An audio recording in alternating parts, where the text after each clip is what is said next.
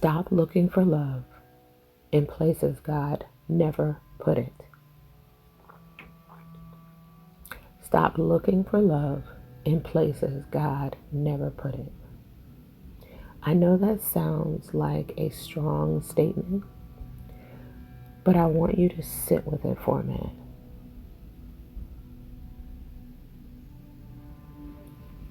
Because sometimes we're not really looking for love. We're looking for someone to make us feel worthy. We are looking for someone to choose us, someone to reassure us, someone to make us feel safe, someone to tell us that we are enough.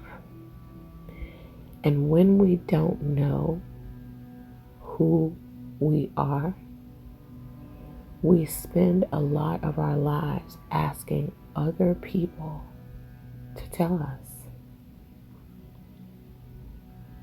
I know because I did it too.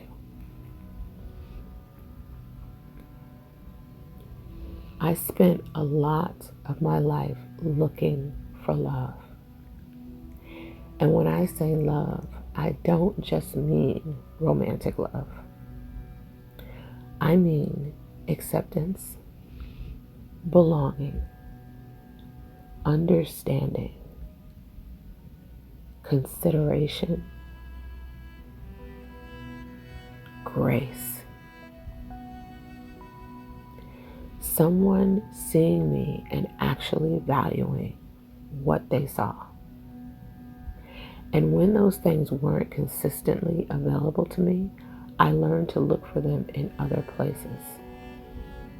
Sometimes I look for them in people who simply weren't capable of giving them to me.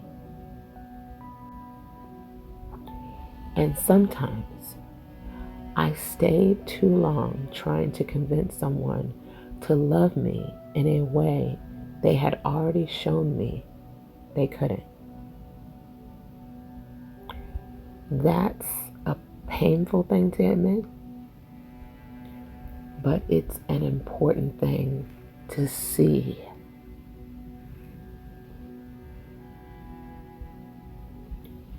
I began to understand that God wasn't just trying to teach me that He loved me. He was teaching me who I was. And those are very different things. Because when you know who you are, you don't have to keep asking everyone else to confirm it. When you know you're worthy of love, you stop begging people to prove that you are. When you know you are valuable, you don't have to convince someone to treat you like you are. And when you understand that God created you with love, with purpose, identity, and worth, you begin to see relationships very differently.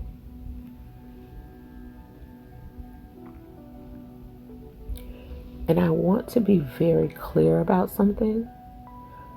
I'm not saying you don't need people. We absolutely do. God created us for a relationship. We need community. We need friendship. We need family. We need love. And yes, romantic love is beautiful as well. But there is a difference between receiving love from another person and making another person responsible for your understanding of your own worth. I'm going to say that one more time. But there is a difference between receiving love from another person and making another person responsible for your understanding of your own worth. That's where things can become painful.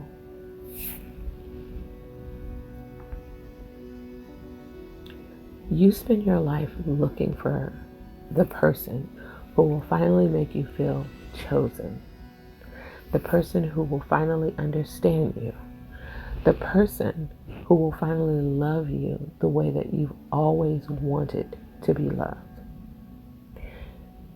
And there is nothing wrong with wanting those things.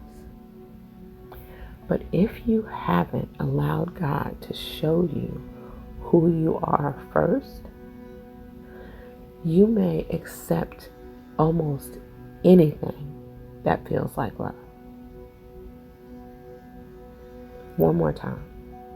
But if you haven't allowed God to show you who you are first, you may accept almost anything that feels like love.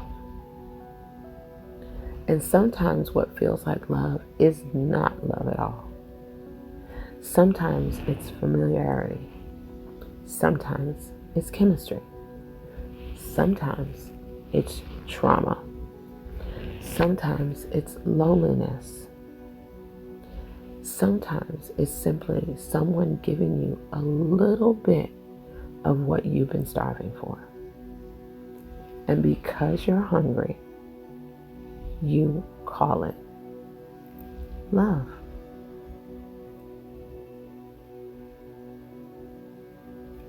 I know that one might hurt. It hurt me too. God has been teaching me that love doesn't require me to abandon myself. Love does not require me to constantly prove my worth. Love doesn't require me to chase. Love doesn't require me to beg. Love doesn't require me to become someone else so I can be chosen. But the more I allow God to become involved in my life, the more clearly I can see the stark difference. I can love people without needing them to complete me. I can care about someone without caring what belongs to them. I can have passion without abandoning myself. I can forgive without reopening doors God has asked me to close. And I can wait for the love that is actually meant for me without trying to force something that isn't.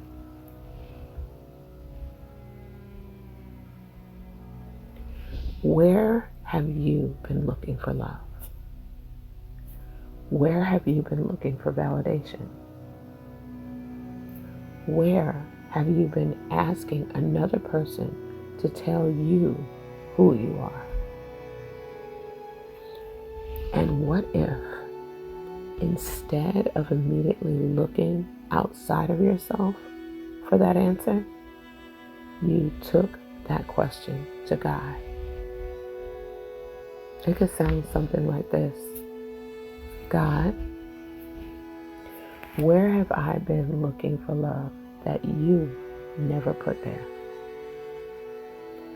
What have I been asking other people to give me that you want to teach me about myself?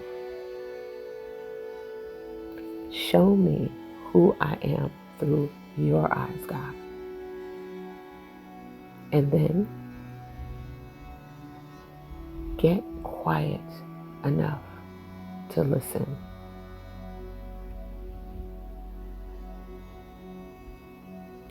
You may discover that you've been searching for something your entire life, and God has been trying to show you that it was never missing. You just hadn't learned where to look. Stop looking for love in places God never put it, and make room for Him to show you where love really begins. I'll see you in the next one.